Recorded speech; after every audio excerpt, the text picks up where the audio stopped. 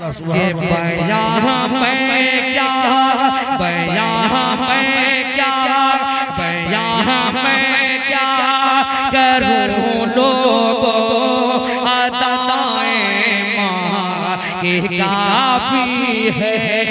बयां में क्या करूं लोगों अदाएं माँ के काफी है। बयां में क्या करूं लोगों अदाएं माँ के काफी है।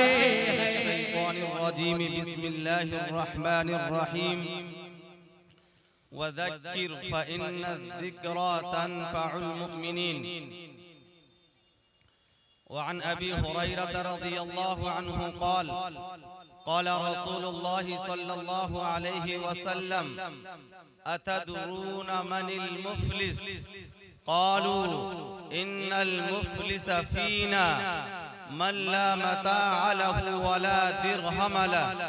फ़क़ाल नबी सल्लल्लाहु अलैहि वसल्लम इन्नल मुफ़लिस मिन उम्मती याती यौमल क़ियामति बिसलातिन व सियामिन व ज़कातिन व याती क़द शतम हादा व क़ज़फ़ हादा व अकल माल हादा व सफ़क दम हादा व ضرب हादा फयुअता हादा मिन हसनाति व हादा मिन हसनाति फ़इन फ़नियत हसनातु क़ब्ल अन युक़ज़ा मा अलैहि उख़िज़ मिन ख़तायाहुम थुम्मा तुरिहत अलैहि फ़तुरिह फ़िन्नार।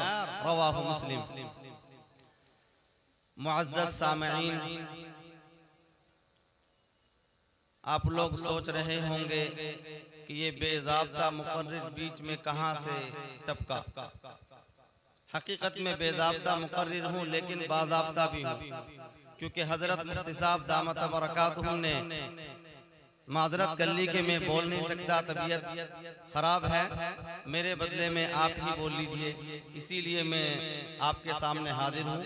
और इंशाअल्लाह जितने मिनट दिए गए हैं, आदत भी यही है कि उसी वक्त के अंदर अपनी बात को पूरी करूँगा, बस इस उम्मीद के साथ कि आप हज़रात जितनी बात कही जाए बगौर सुनिएगा और अमल की नीयत से सुनिएगा।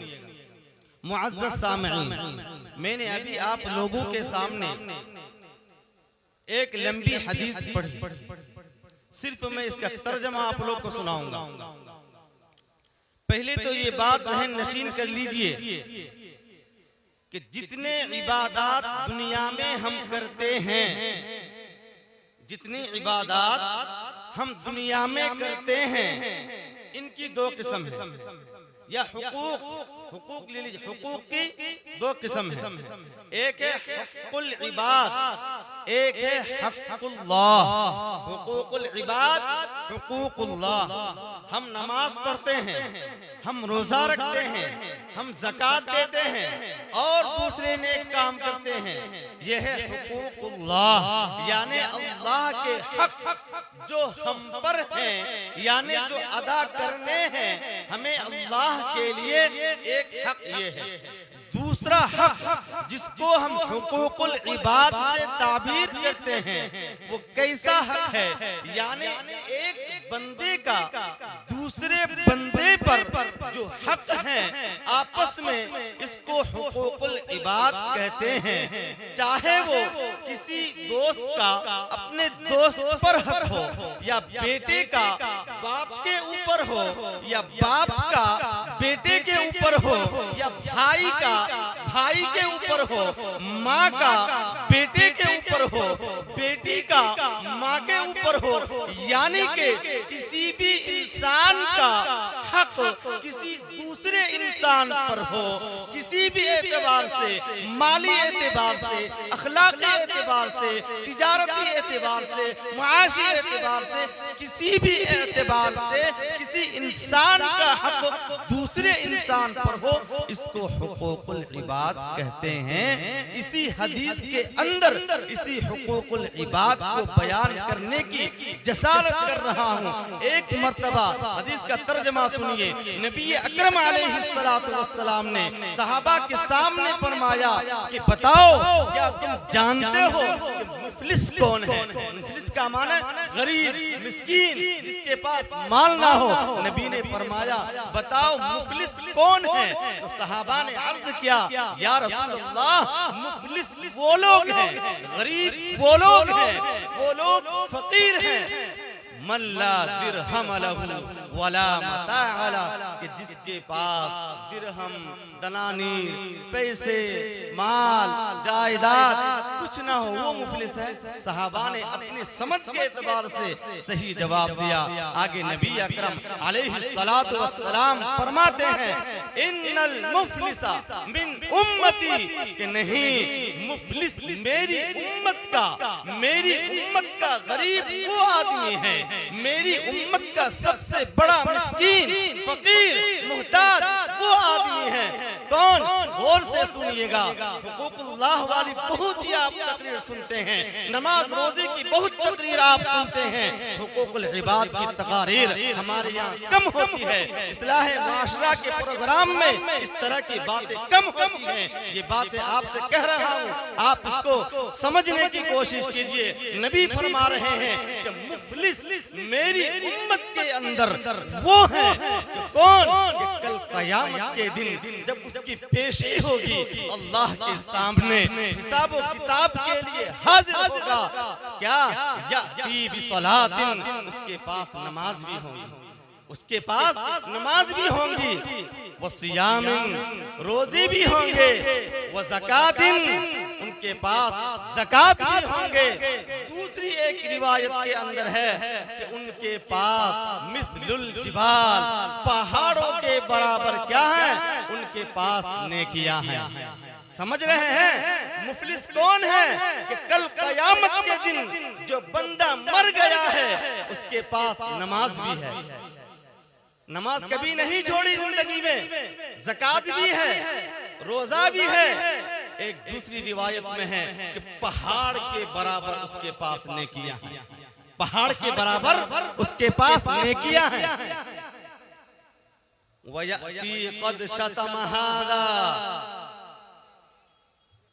कि नेकियां तो हैं, ये सब हुकूकुल्लाह है, अल्लाह के हुकूक को उन्होंने अदा किए हैं। फिर साथ साथ नमाजी, रोजेदार, ज़कात सब कुछ कर रखा है इसने, हाजी जी भी हैं। आगे फरमाते हैं नबी, फिर भी मुफलिस है ये बंदा, फिर भी गरीब है ये बंदा, मोहताज है ये बंदा, कुछ नहीं है। क्यों? आगे आइए, वक़द शतम हादा वअकल माल हादा वसफक दम हादा वक़ज़फ़ हादा वज़रब हादा, कि इसके पास सब कुछ तो है, सही है, लेकिन क्या क्या है? इसको गाली दी है, इसको गाली दी है, उसकी पिटाई की है नाहक, उसके खिलाफ गलत इल्जाम लगाया, किसी को मारा, किसी का माल दबा लिया।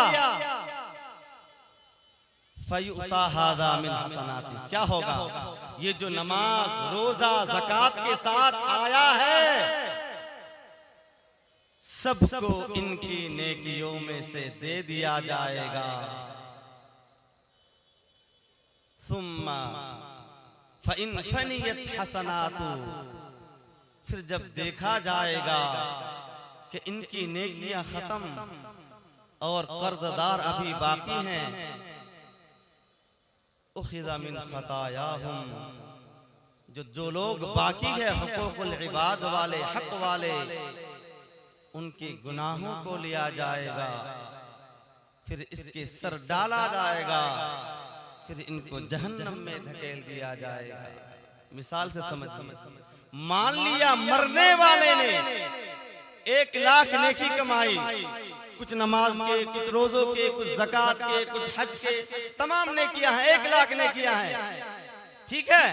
सब ने, हम सोच रहे हैं कि बहुत मोमिन बंदा है, कामिल है, नमाजी है, रोजेदार वाला है, जन्नती है। हमारे जहन में तो ये है, क्यों? तमाम हक अदा किए हैं उन्होंने, हुकूकुल्लाह सब अदा किए हैं, खूब नमाजें पढ़ी हैं, लेकिन हुकूकुल इबाद के मामले में उन्होंने कमियां रखी है बाकी। तो कल मान लिया 1 लाख नेकियां उनके पास है, अब आ गए जब कल कयामत में हिसाब होने का वक्त आया तो एक को गाली दी थी उसने, सामने से आएगा, या अल्लाह ये जो नमाजी है, रोजेदार है, हज करने वाला, इसने मुझे गाली दी थी कि अच्छा लाओ कितनी ने किया है, 1 लाख, लाओ 25,000 इनको दो। गाली के बाद ये मिसाल के तौर पर समझा रहा हूँ, जरूरी नहीं कि 1 लाख की 25,000 देने हो, बस मिसाल समझिए। 25,000 नेकियां 1 लाख में से लेकर सामने वाले को दिया जाएगा। लो तुम्हें गाली दी थी, हाँ मुझे गाली दी थी, कितने बन रहे हैं, 25,000 नेकियां बन रही है, दो उसे, खत्म। कितने बचे भाई, 75,000। दूसरा आएगा, या अल्लाह सामने वाले ने मुझे मेरे खिलाफ झूठा इल्जाम लगाया था, अल्लाह फरमाएगा अच्छा बताओ कितनी नेकियां बन रही हैं, 25,000। ला भाई 25,000 लेकर इन्हें भी दे, 25,000 लेकर इन्हें भी दे, कितनी खत्म हो गई, 50,000। 50,000 नेकियां बची। अब तीसरा आएगा, या अल्लाह मुझे इसने नाहक थप्पड़ लगाया, मारा था, नाहक मारा था, अच्छा ला भाई 25,000 इसे भी दे, कितने बचे, 25,000। एक आएगा, या अल्लाह मेरा इसने नाहक कत्ल किया था, अल्लाह फरमाएगा ला दे 25,000 इसे भी। 4 लोगों ने 25,000 करके 1 लाख ले लिया, खत्म। एक आदमी और आ रहा है और कहेगा, या अल्लाह इसने मेरी जमीन दबा ली थी, इसने मेरा माल दबा लिया था, अल्लाह फरमाएगा भाई कितने ने किया है, या अल्लाह सब खत्म, रोजे नमाज ज़कात सब खत्म, 1 लाख के खत्म। अच्छा अब कोई ऑप्शन ये है, उस कर्जदार से, उस हक वाले से कहा जाएगा जिसका माल इस नमाजी ने दबाया था, बता कितने गुनाह तुम्हारे पास हैं, कितने पैसे तुम्हारे इनके ऊपर हैं, कितना माल है, हिसाब लगाया जाएगा कि ला भाई अब तो नेकी नहीं मिल सकती, अपने गुनाहों को लाकर इस नमाजी के सर पर डाल दो। नमाजी 1 लाख रुपए 1 लाख नेकियां लेकर गया था, अब फकीर हो गया, अब बल्कि फकीर तो फकीर, दूसरों के गुनाह अपने सर आ गए। कहा जाएगा लाओ इसको जहन्नम में डाल दो इस बुराइयों के साथ। अब तो हम समझते हैं कि हुकूकुल्लाह, नमाज रोजा ज़कात सब करके गया, हम तो खुशफहमी में मुब्तला हैं, बड़ा नेक आदमी था, ये पता नहीं नेक तो था, ये हुकूकुल्लाह के एतबार से था, लेकिन हुकूकुल इबाद में वो जीरो था। उसने गालियां भी दी हैं, उसने माल भी दबाया है, उसने झूठा इल्जाम भी लगाया है, उसने किसी को मारा भी है नाहक, उसने किसी को नाहक कत्ल भी किया है। तो कल कयामत के दिन तमाम नेकियां उसकी ले ली जाएगी, और जब कर्जदार हक वाले बाकी रह जाएंगे, उनके गुनाहों को इनके सर पर लादा जाएगा और इन्हें जहन्नम की तरफ धकेल दिया जाएगा। क्यों? क्योंकि हमने हुकूकुल इबाद को अदा नहीं किए। आज हम हुकूकुल इबाद को दूसरे दर्जे की चीज समझते हैं। हुकूकुल इबाद की अहमियत बहुत ही ज्यादा है। हुकूकुल्लाह ये है, हुकूकुल्लाह में आपकी कोई कमी रह जाए, अल्लाह खुद माफ कर सकता है, माफ कर देगा अपने फजल व करम से। लेकिन अगर हुकूकुल इबाद में आप कमियां छोड़ते हैं तो कल अल्लाह खुद माफ नहीं करेगा। बंदे से कहेगा वे तुम्हारे हक हैं, तुम माफ कर दो। और ये भी याद रखना, कल कोई माफ नहीं करेगा। अगर इस दुनिया के अंदर आपने इन हुकूक को अदा नहीं किए, कल क़यामत के दिन इन हुकूक को कोई माफ नहीं करेगा। कुरान कहता है यौम यफिरुल मर्उ मिन अखीही व उम्मिही व अबीही व साहिबतिही व बनीही लिकुल्लि इम्रिइन मिनहुम यौमइदिन शअनुन युगनी। उस दिन अगर बेटे का बेटे के भाई बाप पर हक होगा, वो भी उनसे लेगा। बाप भी अपना हक बेटे से लेगा, माँ अपने बेटे से लेगा, बेटा अपनी माँ से लेगा, भाई भाई से लेगा। इसीलिए याद रखिए, आप नमाज पढ़ते हैं, आप ज़कात देते हैं, आप रोजा रखते हैं, लेकिन अगर आपने अपने भाई का माल दबा लिया, आप बड़े हैं, आपने छोटे भाई का हक दबाया है, कल क़यामत के दिन आपको अपनी नेकियों से ये हुकूक देने पड़ेंगे। आपने अपने बहनों का हक सही नहीं दिया है, आप भाइयों ने मिलकर अपनी जमीनें बांट ली हैं, कल क़यामत के दिन आपकी बहन आपके सामने आकर हाथ फैलाएगी, अपना हक जताएगी, आपको वो हुकूक अदा करने होंगे। आपने किसी को गाली दी है नाहक, आपने किसी को नाहक मारा, गाली तो खैर नाहक ही होती है, हक वाली गाली कोई होती नहीं। आपने किसी को गाली दी है, कल आपकी नेकियों से उन गाली वालों को नेकियां दी जाएगी, गाली के बदले में आपकी नेकियां चली जाएंगी। आज हम यहाँ सोचते हैं, हम नमाज पढ़ लेते हैं, अगली सफ में खड़े होते हैं, पता चलता है हमें तो पता नहीं कितने, और जब गौर करते हैं पता चलता है बहनों का माल दबाया हुआ है। अगली सफ में नमाज पढ़ते हैं, तहज्जुद पढ़ते हैं, इशराक पढ़ते हैं, चाश्त पढ़ते हैं, पता चलता है कि इन्होंने पड़ोसियों का माल दबा लिया है। दोस्तों, अगर ये हुकूकुल इबाद की तरफ हमने गौर नहीं किया, इनको अदा करने की कोशिश नहीं की इस दुनिया के अंदर, तो याद रखिएगा कल क़यामत के दिन आपको कोई माफ नहीं करेगा। क्यों? हर एक वहां पर एक एक नेकियों के मोहताज होंगे, हर एक अपने शाने बेनियाज़ी में होंगे। आपकी तरफ कोई गौर नहीं करेगा, हर एक को अपनी फिक्र होगी। और उस वक्त अगर ऐसी हालत में डूबते हुए को कोई तिनके का सहारा मिल जाए और उस दुनिया के अंदर हिसाब व किताब के वक्त किसी को चंद नेकियां मिल जाए, तो फिर क्या कहने, वो आपको माफ नहीं करेगा, कोई किसी को माफ नहीं करेगा। उस वक्त आपसे वो नेकी लेकर ही रहेगा। इसीलिए सुन लो, नमाज पढ़ने वालों, ज़कात देने वालों, रोजा रखने वालों, आप पर किसके कितने हक हैं। आपने किसी पर नाहक जुल्म तो नहीं किया, आप अपने पड़ोसियों के हुकूक को अदा कर रहे हैं या नहीं, अपनी औलाद के दरमियान आप अपनी जायदाद को सही तकसीम कर रहे हैं या नहीं, आपने अपनी बीवी का हक़ महर अदा किया है या नहीं। अगर आपने अपनी बीवी का हक़ महर अदा नहीं किया, आपका इंतकाल हो जाता है, ये हुकूकुल इबाद में शामिल है।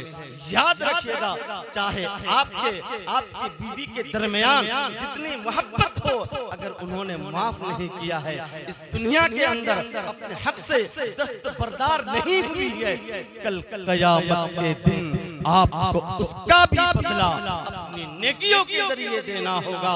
एक मर्तबा नबी अकरम अलैहिस्सलातु वस्सलाम के सामने एक औरत का किस्सा, एक औरत के बारे में बतलाया गया।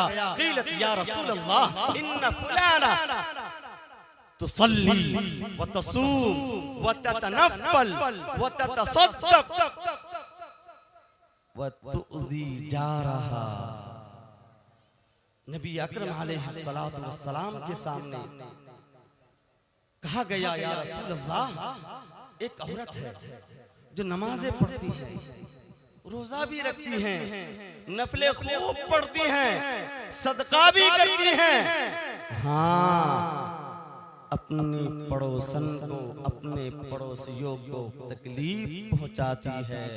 माएं बहनें गौर से सुनिएगा, आज हम नमाजियां बनती हैं, नमाज पढ़ने वाली बनती हैं, रोजा रखने वालियां बन रही हैं, हमें ये पता नहीं कि मेरा पड़ोसी मुझसे खुश भी है या नहीं, मेरी पड़ोसन को मुझसे कोई तकलीफ तो नहीं है।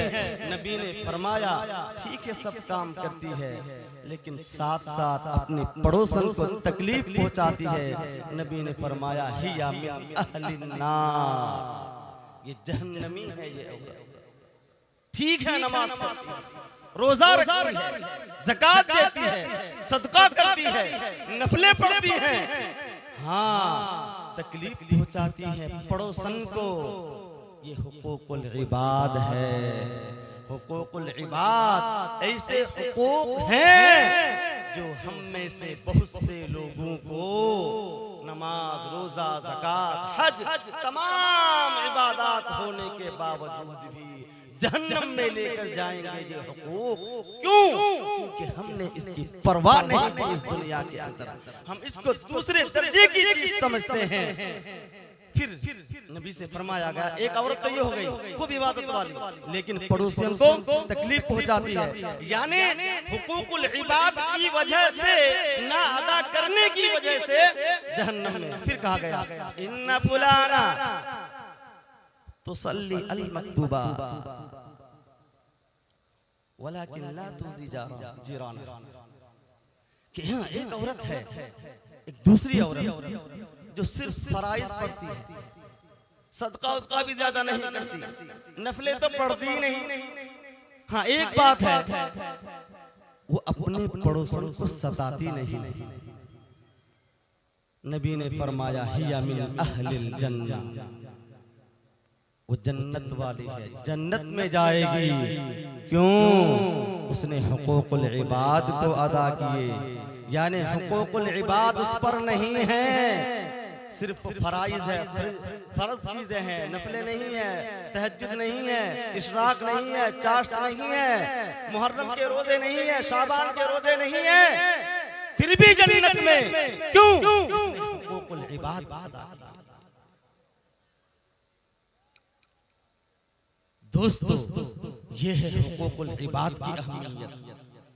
इसीलिए हम नमाज पढ़कर मुतमईन न हो जाए, रोजा रखकर मुतमईन न हो जाए, ज़कात देकर मुतमईन न हो जाए, हज करने के बाद मुतमईन न हो जाए, जब तक हमारा दिल मुतमईन नहीं है कि हमने अपने पड़ोसियों के हक अदा किए या नहीं, अपने अपने औलाद के हक अदा किए या नहीं, हमने अपने भाइयों के हक अदा किए या नहीं, हमने अपने बहनों के हक अदा किए या नहीं। जब तक आप इसका मुहासबा नहीं करेंगे, आप उस वक्त तक आपको एहसास और शुऊर नहीं होगा, शुऊर और एहसास नहीं होगा, इसकी अहमियत को नहीं समझेंगे। फिर हम इसी पर भरोसा करके हमारी मौत हो जाएगी। फिर कल जाकर जब अल्लाह का सामना होगा और जब हिसाब और किताब का वक्त होगा, उस वक्त हम 0/0 हो जाएंगे। फिर हम अफसोस करेंगे, लेकिन उस वक्त का अफसोस करना हमारे लिए कोई नुकसान, कोई फायदेमंद, कोई सूदमंद नहीं होगा। फिर हम सोचेंगे और सोचना हमारे लिए कोई फायदामंद नहीं होगा। इसीलिए गौर कीजिए, हुकूकुल इबाद की तरफ गौर कीजिए। आजकल लोग फैसला करते हैं, विचार सालिसी में क्या करते हैं, जो पैसा वाला है चाहे उसने मार दिया हो, लेकिन उसकी तरफदारी करते हैं, उसने माल दबाया हो उसकी तरफदारी करते हैं। कसम खुदा की ये झूठी गवाही हुकूकुल इबाद में शामिल है। आज होता है, देख रहे हैं हम माशरे के अंदर, जिसके सर पे तेल है, जिसके पास पैसा है, आदमी वो गलत भी बोलता है, उसकी बात को आप सही करार देते हैं, पैसे लेकर सही करार देते हैं, ताल्लुकात कायम रखने के लिए सही करार देते हैं। खुदा की कसम ये झूठी गवाही हुकूकुल इबाद के अंदर दाखिल है। कल आपको अपने नेकियों के जरिए ये हुकूकुल इबाद अदा करने पड़ेंगे। आजकल हमारी माँ बहनें जाती हैं खेतों में, अपने जानवरों को चराती हैं दूसरे खेत में, हमारे नौजवान, हमारे भाई भी चढ़ाते हैं दूसरे के खेतों में।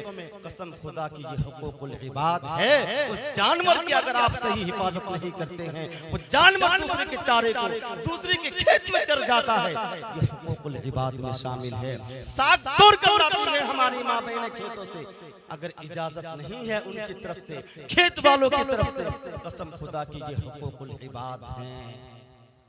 आज हमें एहसास नहीं है इस बात का, इन चीजों को हम लाइटली लेते हैं। दोस्तों, जहां हुकूकुल्लाह की अहमियत है, इससे कहीं दर्जा बढ़कर हुकूकुल इबाद की अहमियत है। हुकूकुल इबाद को समझिए, नफले न पढ़ें, रोजे नफली न रखें, दूसरों के हुकूक को अदा कीजिए। ये सबसे ज्यादा अहमियत के हामिल हैं।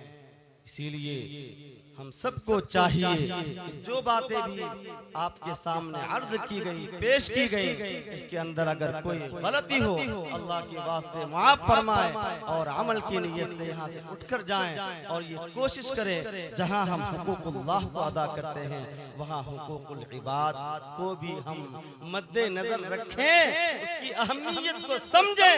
नहीं समझेंगे तो हमारा ही नुकसान होगा। अल्लाह अमल की तौफीक इनायत करें। व आखिर दावाना अनिल हम्दुलिल्लाहि रब्बिल आलमीन।